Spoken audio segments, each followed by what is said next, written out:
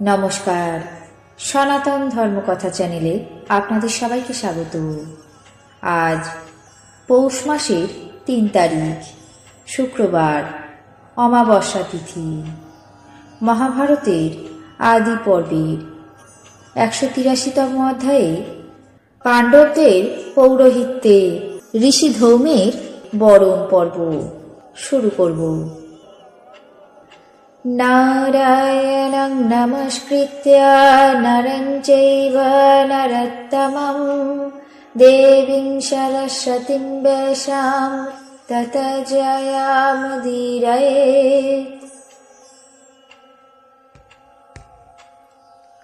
অর্জুন বললেন, হে গন্ধর্বরাজ, তুমি সবই জানো, অতএব এখন বলো দেখি কোন ব্যক্তি আমাদের পুরোহিত হওয়ার উপযুক্ত পাত্র?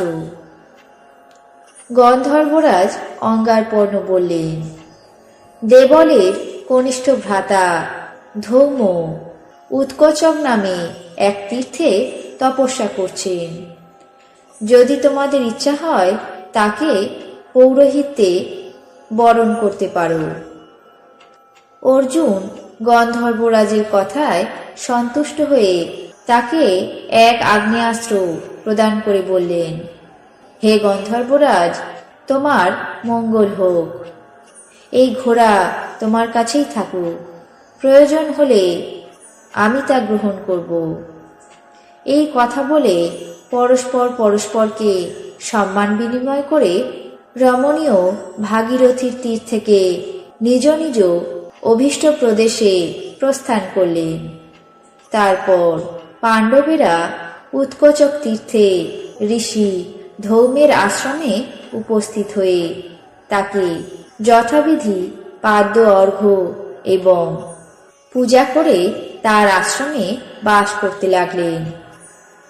একদিন ঋষি ধৌমকে পাণ্ডবেরা আহ্বান করে বললেন, হে মহর্ষি, আমরা আপনাকে আমাদের পৌরোহিত্যের জন্য বরণ করতে চাই। ঋষি ধৌম পাণ্ডবদের কথা শুনে অত্যন্ত আনন্দিত হয়ে নিজেকে সংকল্প করে তাদের অনুরোধ স্বীকার করে নিলেন। পাণ্ডবেরা যথাবিধি অনুসারে ঋষি ধৌমকে পৌরোহিত্যে বরণ করলেন।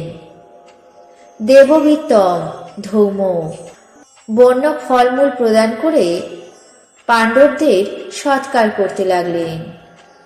অর্জুন মনে মনে আশা করতে লাগলেন, তাকে পুরস্কৃত করে তবেই দ্রৌপদী স্বয়ংবরে উপস্থিত হতে হবে এবং স্বয়ংবরে কন্যা লাভ করে বিবাহ সম্পন্ন করতে পারবেন।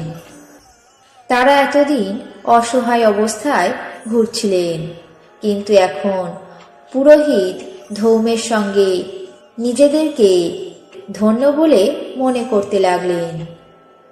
তারপর পাণ্ডবেরা ঋষি ধৌমের আশ্রমে থেকে নানা ধর্মের বিষয়ে জ্ঞাত হয়ে নিজেদেরকে ধন্য মনে করতে লাগলেন।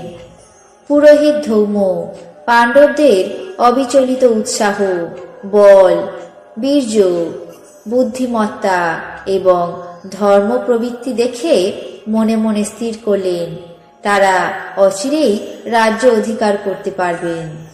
তারপর পাণ্ডবগণ পুরোহিতকে কৃত্য সস্তায়ন করে দ্রৌপদীর স্বয়ংবর সভায় যাওয়ার জন্য মনস্থির করলেন।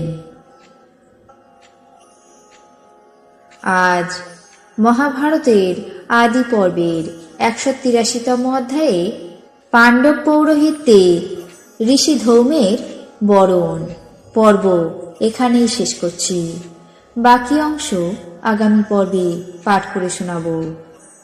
এখন জেনে নেব আজকের দিনের 12টি রাশির রাশিফল। মেষ, কাজের সুযোগ। বৃষ, ঋণ যোগ। মিথুন, গৃহবিবাদ। কর্কট, উচ্চ আশা। সিংহ, অগ্নিভয়। কন্যা, আঘাতপ্রাপ্তি। তুলা, ব্যস্ততা। বৃশ্চিক, স্বজন বিরোধ। ধনু চিত্ত বিক্ষেপ। মকর হঠাৎ প্রাপ্তি। কুম্ভ নিরানন্দ। মীন অপযশ। এই ছিল আজকের দিনের 12টি রাশির রাশিফল। আপনাদের কেমন লাগলো তা অবশ্যই কমেন্ট বক্সে জানাবেন। চ্যানেলটিকে সাবস্ক্রাইব করবেন, লাইক করবেন, শেয়ার করবেন। ধন্যবাদ।